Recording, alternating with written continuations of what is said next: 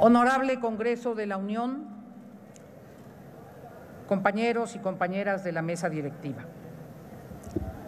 ¿Cómo lograr que las palabras digan algo? Que la sociedad no perciba el discurso parlamentario como una insulsa diatriba que no refleja ni sus sentimientos ni sus necesidades. Que la voz exprese la frustración de los miles de empleados de confianza que, no obstante simpatizar con la opción política del cambio, fueron despedidos sin haber tenido posibilidades de que se justipreciara su conocimiento y habilidad, y pululan ahora sin empleo ni oportunidad de realizarse profesionalmente. ¿Qué hacer para transmitir la desolación de quienes no reciben el medicamento en el sistema de salud pública o de quienes se les suspendió el tratamiento en los grandes institutos de salud porque hubo decisiones precipitadas de concentrar adquisiciones o reducir presupuestos en áreas claves sin un diseño de transición que evitara la crisis? ¿Cómo acompañar la indignación e impotencia de millones de mujeres que son violentadas, ignoradas o discriminadas? Los avances legislativos son importantes, transformar la realidad es imperante. ¿Cómo intentar que las expresiones trasladen el desconcierto de inversionistas de todas latitudes por la cancelación sin fundamento técnico de obras estratégicas, por la suspensión de licitaciones? ¿Cómo responder ante el desafío de generar más empleos permanentes si el crecimiento económico es negativo en menos 0,1%? ¿Qué hacer ante la incomprensión del papel regulador de los órganos autónomos, a su interpretación como obstruccionistas solo porque tienen criterios de racionalidad técnica que limitan el voluntarismo y acotan el abuso de poder? ¿Cómo resistir el debilitamiento del federalismo, el socavamiento de los presupuestos que ejercen los gobiernos estatales, la desaparición de partidas para el ejercicio presupuestal de los ayuntamientos? ¿Cómo impulsar el desarrollo regional? ¿Qué argüir ante la descalificación sistemática del Poder Judicial? En el centenario de la muerte de mi general Emiliano Zapata, ¿cómo no alzar la voz acompañando a los millares de campesinos que realizaron una movilización sin precedentes, demandando programas para ejidatarios y comuneros que con enorme esfuerzo han logrado que la propiedad social sea significativa en la producción alimentaria? Programas para la productividad, la tecnificación, la irrigación, la comercialización, apoyar a los campesinos más pobres, sin duda, pero no debe significar desatender a aquellos que con trabajo y esfuerzo de generaciones han logrado mejorar su condición. La política agropecuaria debe respaldar al sur-sureste, sin dejar de lado al norte y centro del país. ¿Qué debo decir? ¿En qué tono? ¿Con cuál énfasis?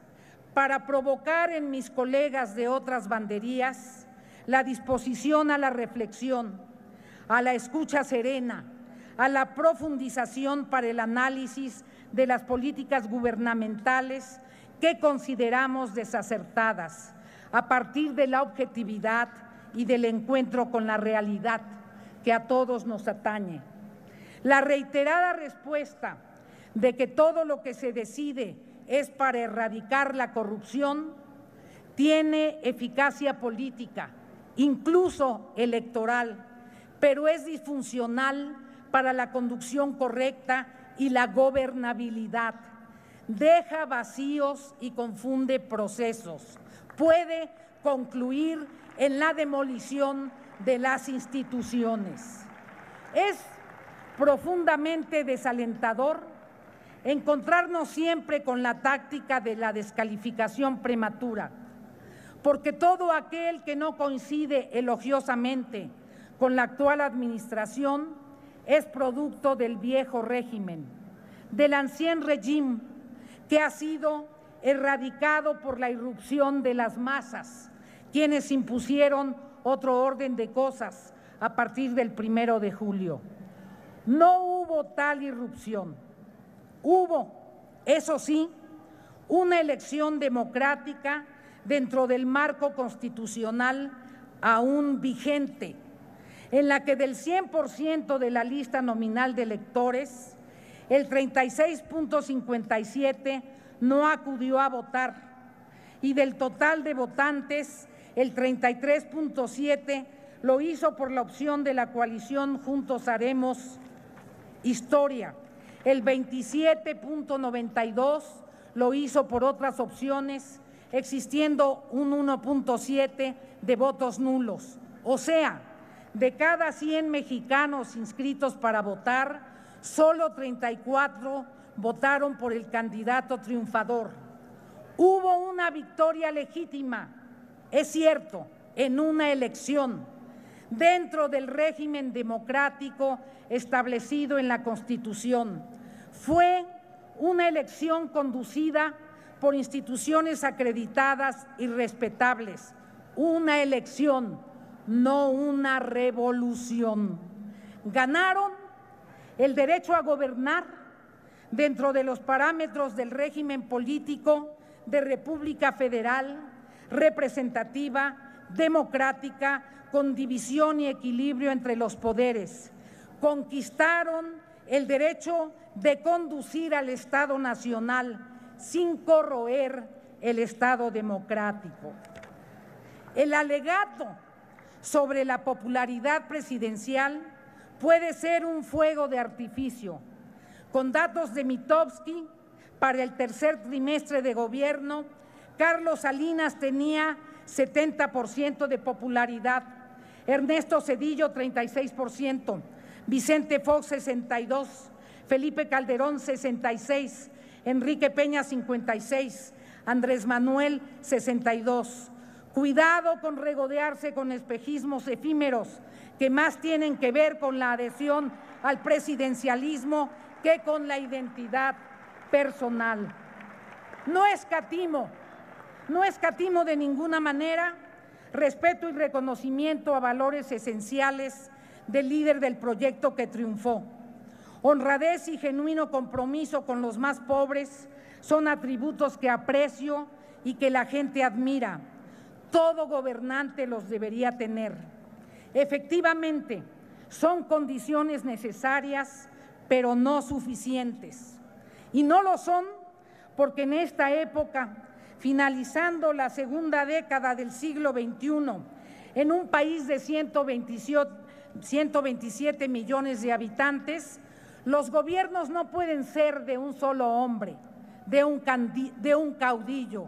Son indispensables los equipos bien coordinados y expertos en sus tareas, dispuestos a escuchar y a incluir. Se requiere comprender la incidencia de la globalización en el México contemporáneo. Se requiere asumir el cambio tecnológico, el valor de la ciencia y la innovación, pues de no hacerlo hay riesgo de retrocesos irreversibles. En síntesis, se requieren políticas del siglo XXI para el siglo XXI. Problemática ineludible en este siglo XXI, y lo será en todo el milenio, es la de la migración. Rechazamos categóricamente constituirnos en tercer país seguro. Rechazamos con toda la fuerza de millones de mexicanos que han sido fundamentales para el crecimiento económico en Estados Unidos, las políticas xenofóbicas, el discurso de odio. Exigimos firmeza bilateral y una estrategia multilateral que renueve que los mejores valores del país donde nació, luchó y murió Luther King rehabiliten el tejido social con pleno respeto a los derechos humanos. Es la hora de actuar en consecuencia con nuestra dignidad nacional. La convulsión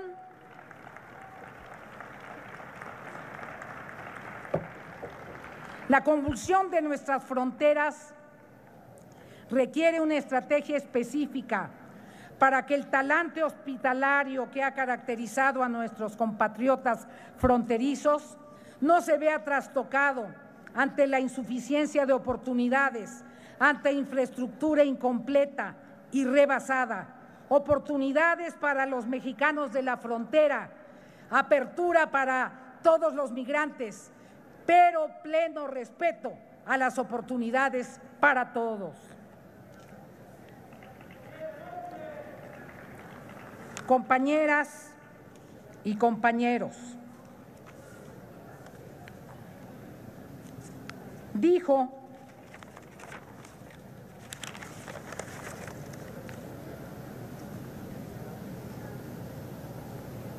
el 27 de junio de 2018, en el cierre de campaña, el candidato López Obrador: habrá un auténtico Estado de Derecho, bajo la premisa liberal de que al margen de la ley nada y por encima de la ley nadie.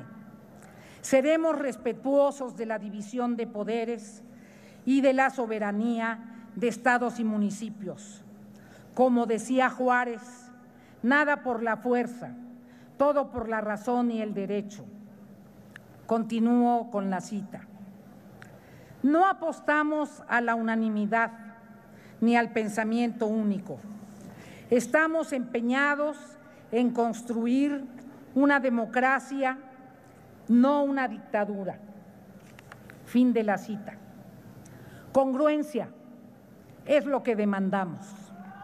Y con perspectiva democrática, les exhortamos a revisar las políticas públicas que han propuesto, con humildad, no con triunfalismos, a revisar dónde debe haber rectificaciones.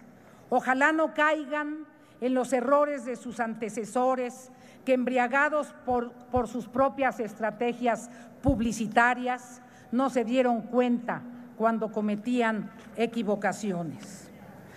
Les proponemos discutir a profundidad a qué se refieren cuando dicen cambio de régimen.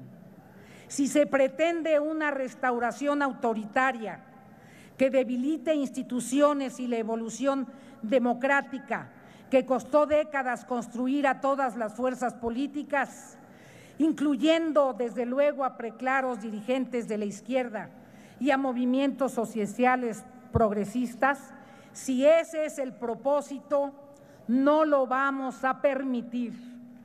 En defensa de las instituciones democráticas, en impulsar su evolución y desarrollo, la oposición somos un solo frente, porque somos corresponsables de la historia de México y porque un futuro con pleno respeto a los derechos humanos, a la libertad de expresión, a la libertad de asociación, a la creatividad, al robustecimiento ciudadano, a la garantía de los satisfactores básicos, al desarrollo educativo, a la responsabilidad ecológica, al manejo honorable y transparente de los recursos públicos, es el único espacio para procurar una convivencia armónica en la sociedad mexicana.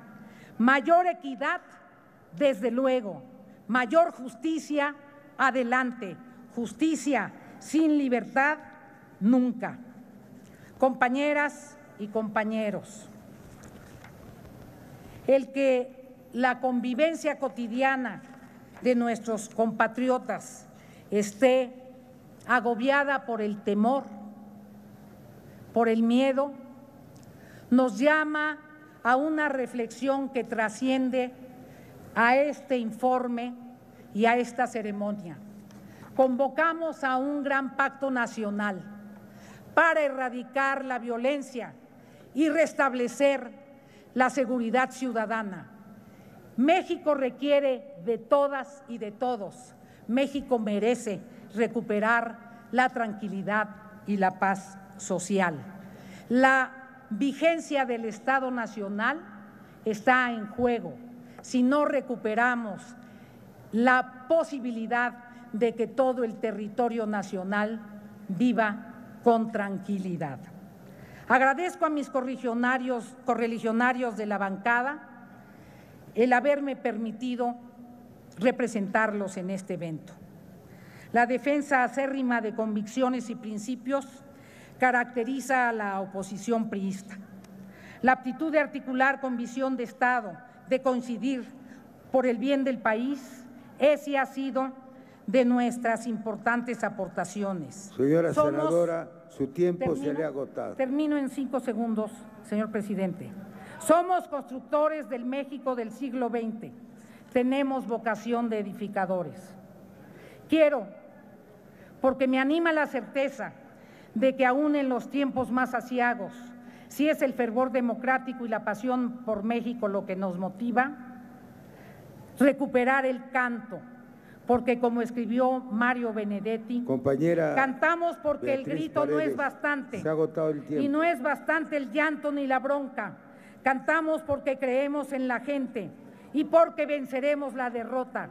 Cantamos porque llueve sobre el surco y somos militantes de la vida. Muchas gracias, señora senadora.